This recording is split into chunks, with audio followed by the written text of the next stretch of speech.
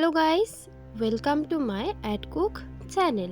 আজ আমি লাউ পাতা দিয়ে মাংসের একটা দুর্দান্ত রেসিপি বানাবো, চলুন দেখে নেওয়া যাক। সর্বপ্রথম কড়াইতে দিয়ে দিচ্ছি পর্যাপ্ত পরিমাণে সর্ষের তেল। সর্ষের তেলটা এখানে আমি নর্মাল পরিমাণে দিয়েছি, চাইলে আপনারা কম বেশি করে নিতে পারেন। আর সর্ষের তেলটা দেওয়া হয়ে গেলে এখানে সর্ষের তেলটা গরম হওয়ার অপেক্ষা করব। যখন সর্ষের তেলটা গরম হয়ে আসবে তারপর এখানে আমি দিয়ে দিচ্ছি একটা বড় সাইজের কুচিয়ে নেওয়া পেঁয়াজ। বড় সাইজের কুচিয়ে নেওয়া পেঁয়াজ দিয়ে দেওয়ার পর ভালোভাবে নাড়াচাড়া করে এর মধ্যে একটু কষিয়ে নেব, যাতে পেঁয়াজটা একটু লালচে ব্রাউন হয়ে আসা পর্যন্ত গলে যায়।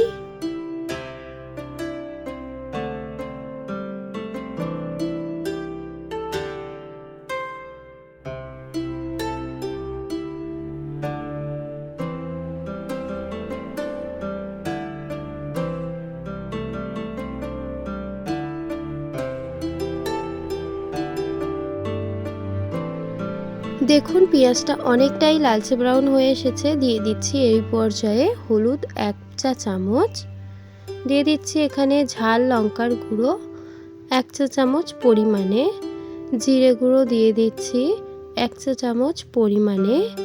আপনারা এখানে স্বাদ পরিমাণে নুন দিয়ে দেবেন, আমি দিয়ে দিলাম স্বাদ পরিমাণে নুন। এবং এই পর্যায়ে আমি দিয়ে দিচ্ছি আদা এবং রসুনের পেস্ট। ব্যাস, এই কয়েকটি ঘরোয়া মশলা দেওয়া হয়ে গেলে ভালোভাবে নাড়াচাড়া করে অল্প একটু মশলাটাকে কষিয়ে নেব, যাতে মশলা থেকে তেল বেরিয়ে আসে আর সুন্দর একটা কালার হয়। কষিয়ে নেওয়ার সময় যদি জলের প্রয়োজন হয় অল্প অল্প করে জল দিয়ে আবারও কষিয়ে নেবেন। দেখুন 2 থেকে 3 বার কষিয়ে নেওয়ার পর ভালো মতো তেল বেরিয়ে পড়েছে। আর এখানে আমি নিয়ে নিয়েছি এরকম ছোট করে টুকরো করে রাখা মাংসটা আমি এবার গায়ের মধ্যে দিয়ে দিলাম। গায়ের মধ্যে দিয়ে দেওয়ার পর ভালোভাবে এবার হাতা দিয়ে নাড়াচাড়া করে মশলাগুলোর সঙ্গে একটু কষিয়ে নেব, যাতে সুন্দরভাবে স্বাদটা মশলাতে এবং মাংসের মধ্যে অ্যাবসর্ব হয়।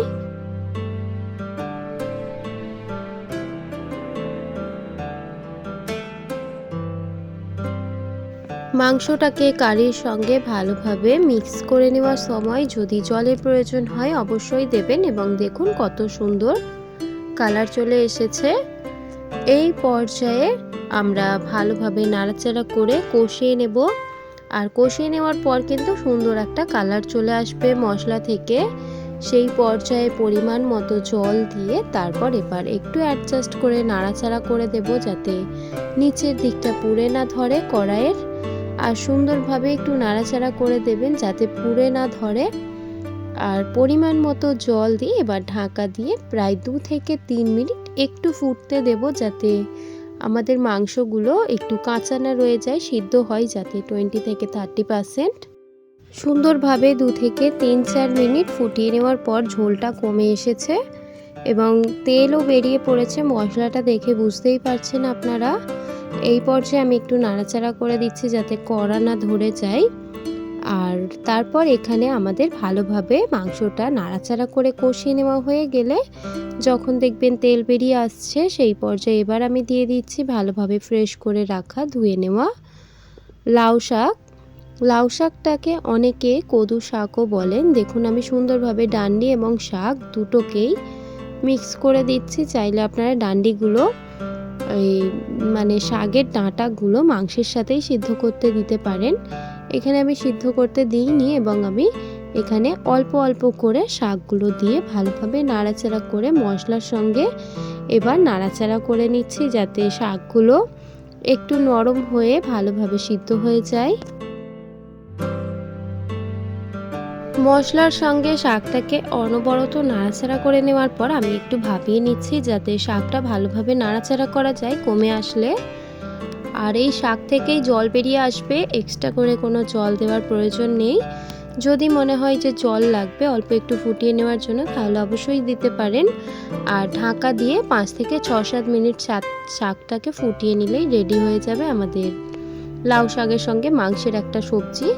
দেখুন এখানে আমার সবজিটা পুরোপুরি কমপ্লিট। আপনারা এভাবে করে বাড়িতে অবশ্যই বানিয়ে নিতে পারেন। খুবই সহজ অ্যান্ড সিম্পল একটা রেসিপি, যা খুবই কম সময়ের মধ্যে হয়ে যায়। আর আজকের এই রেসিপিটা দেখে আপনাদের কেমন লাগলো আপনারা অবশ্যই কমেন্ট সেকশনে এসে জানাবেন। আজকের এই ভিডিওটা দেখার জন্য ধন্যবাদ।